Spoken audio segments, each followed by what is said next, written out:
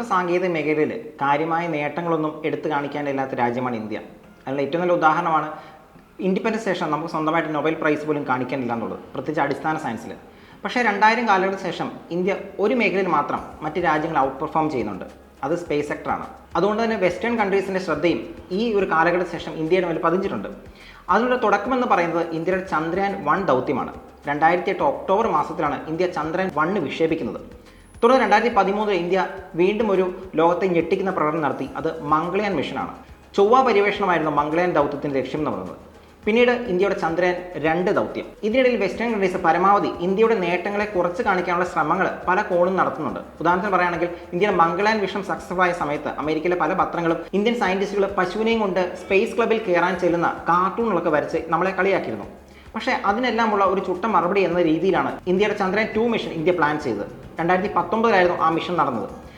ലോകം ഏറെ ആകാംക്ഷയോടെ കാത്തിരുന്ന ആ മിഷൻ പക്ഷേ ഇന്ത്യക്ക് സക്സസ്ഫുള്ളി കണ്ടക്ട് ചെയ്യാനായില്ല.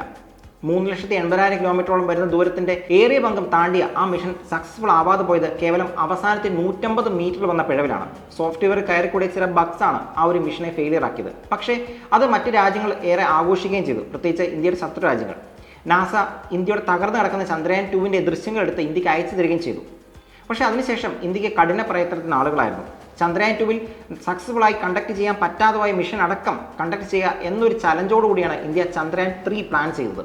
അതുകൊണ്ട് തന്നെ ഹൈലി കോംപ്ലിക്കേറ്റഡ് ആയിട്ടുള്ള മിഷൻ, അതും മൂണിൻ്റെ സൗത്ത് പോളാർ റീജിയനിൽ സോഫ്റ്റ് ലാൻഡിങ് ചെയ്യുക എന്നായിരുന്നു ഏറ്റവും ചലഞ്ചിങ് ആയിട്ടുള്ള ദൗത്യം.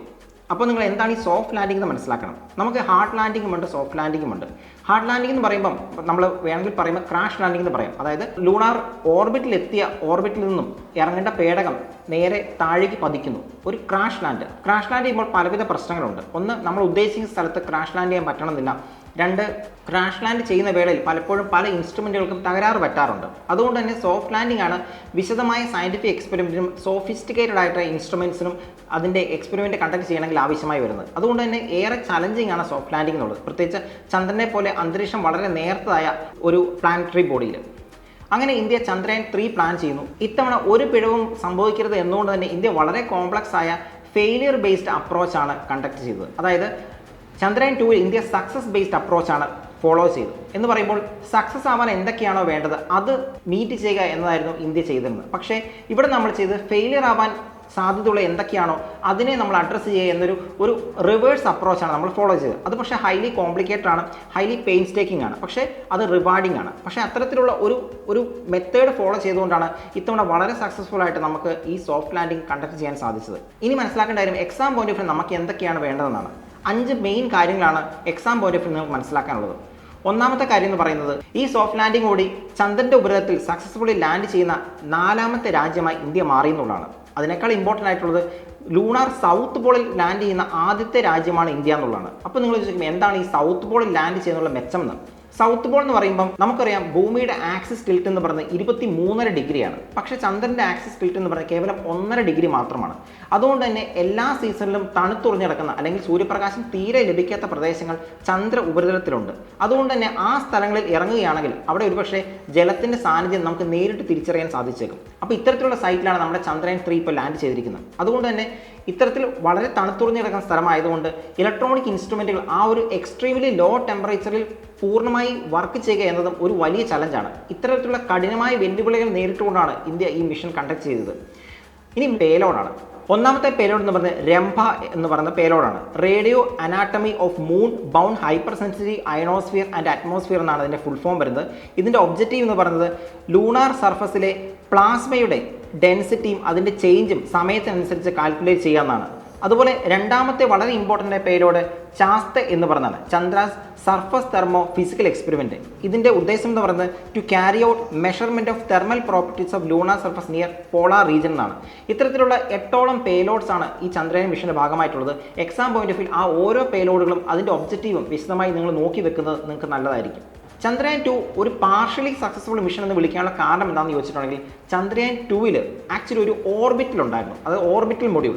ചന്ദ്രയാൻ 2 ഭാഗമായിട്ട് ലാൻഡറായിട്ടുള്ള വിക്രമും അതുപോലെ റോവറും പ്രഗ്യാനും താഴേക്ക് വിട്ടതിന് ശേഷം ചന്ദ്രൻ്റെ ഓർബിറ്റിൽ കടന്ന് കറങ്ങുന്നൊരു ഓർബിറ്ററുണ്ട്.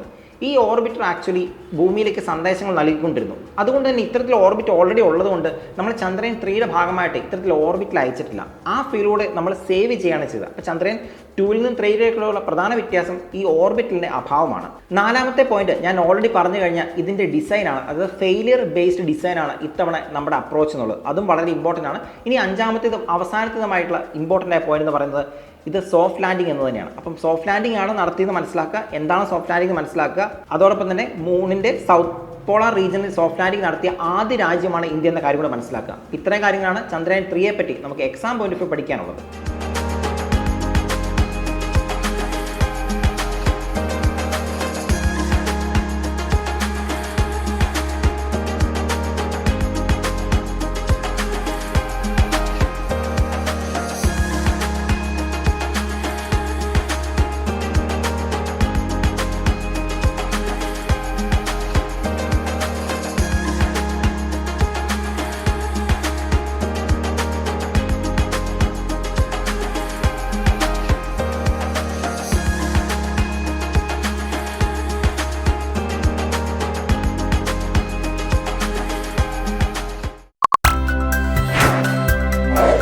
Lead IAS, crafted by the toppers.